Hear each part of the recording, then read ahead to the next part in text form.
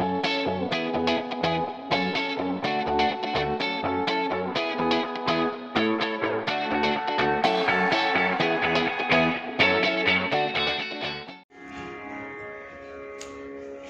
अपने देश की आजादी का अमृत महोत्सव मना रहे हैं, यानी 75 साल आजादी के। हमने क्या खोया है, क्या पाया है, उससे यूं ही समझ लीजिए कि उन दिनों एक देश और बना था, पाकिस्तान। उसने क्या कर लिया, हम कहां पहुंच गए, वो कहां है। इससे पता लग जाता है कि हमने कितना कुछ किया है। हम रॉकेट बना रहे हैं, चांद तक पहुंच रहे हैं, हम फाइटर्स बना रहे हैं। हमारे यहाँ का योगा सारे संसार में घर घर पहुंच गया है।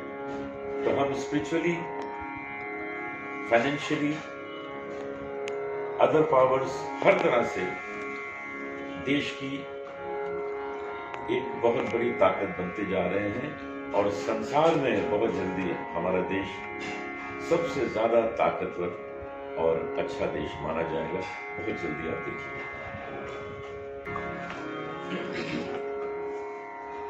अब हम अपने देश के विकास की ओर सोचें तो क्या कभी किसी ने सोचा था कि सारे संसार के जो लीडर्स हैं वो हमारे यहाँ के मोदी जी से सलाह मशवरा करने आया करेंगे?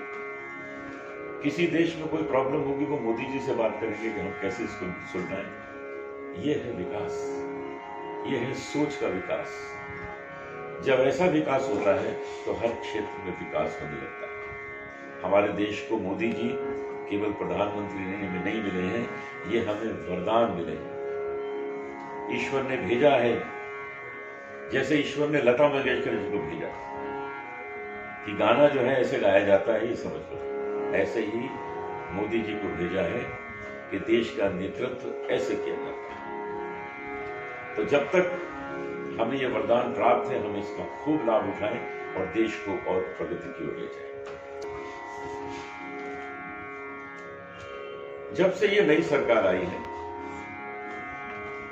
तब से हर आदमी का अपना एक बैंक में अकाउंट है, चाहे zero account, zero balance account. वो इसलिए है, एक बार मैंने राजीव गांधी जी का इंटरव्यू सुना था, तो वो बोल रहे थे कि जब हम किसी को 100 रुपए भेजते हैं तो उसको 10 पहुंच पाते हैं, 90 बीच में से गायब हो जाते हैं।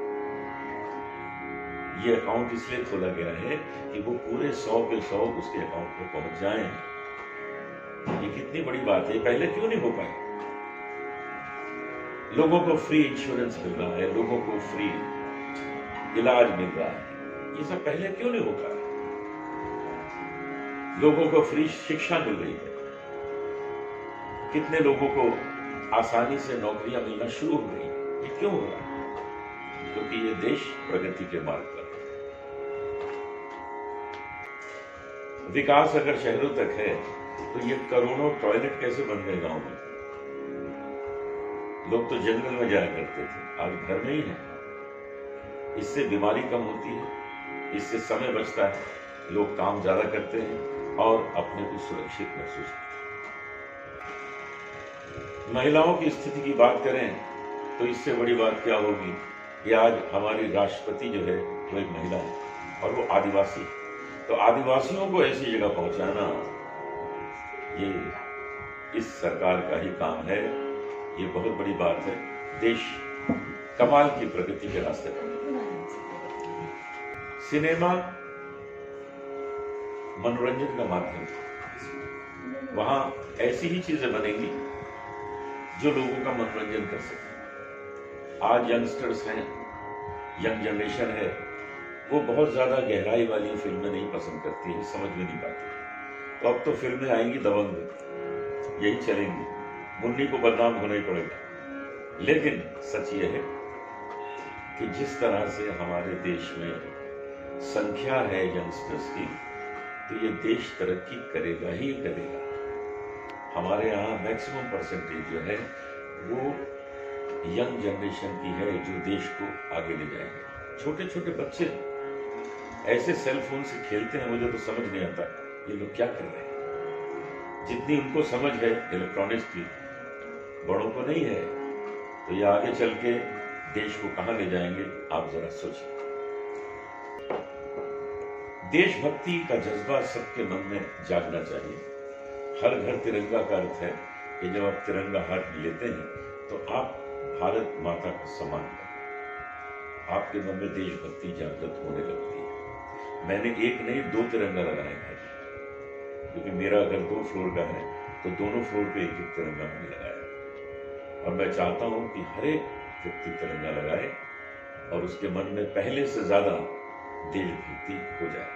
मैंने तो एक नई चीज शुरू की है कि मैं तो भजन गाता हूं, तो प्रभु भक्ति के साथ साथ देशभक्ति भी करो। भगवान राम, भगवान कृष्ण देशभक्ति भी थे, क्योंकि वो राजा भी थे, तो उन्होंने जनता की रक्षा करनी थी, तभी तो गोवर्धन उठाया था। भगवान राम को राक्षसों को मारना था, इसीलिए तो घर से निकल रहे थे। तो ये सब राजा लोग जो हैं, उनके अंदर देशभक्ति होती है। हम सबके अंदर देशभक्ति होनी चाहिए, क्योंकि जब हमारे प्रभु के अंदर देशभक्ति थी तो हमारे अंदर क्यों ना।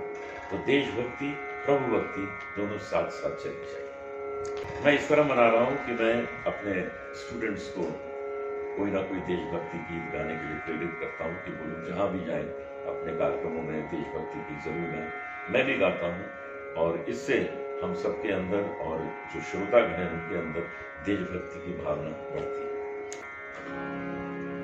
हम लाए हैं तूफान से कश्ती निकाल के, इस देश को रखना मेरे बच्चों संभाल के। 75 साल हो गए हैं, अब जो नई जनरेशन है उसको इस देश को सुरक्षित रखना है, सुंदर बनाना है और प्रगति के रास्ते पे ले जाना है। जो नई जनरेशन है उनको यही सिखाना है कि डिसिप्लिन क्या है, समय से काम करना, समय से उठना, अपने शरीर का भी ध्यान रखना, क्योंकि आखिरी समय तक जो आपके साथ है वो शरीर ही है। तो इसलिए आप सबके लिए बहुत जरूरी है कि आप सब अपने शरीर का उतना ही ध्यान रखें जितना आप अपने परिवार का ध्यान रखते हैं, अपने काम का ध्यान रखते हैं। तो मैं यंगर जनरेशन को, अपने स्टूडेंट्स को ये बात सिखाता हूँ, समझाता हूँ कि अपने स्वास्थ्य का भी ध्यान रखें और अपने काम पर भी ध्यान रखें।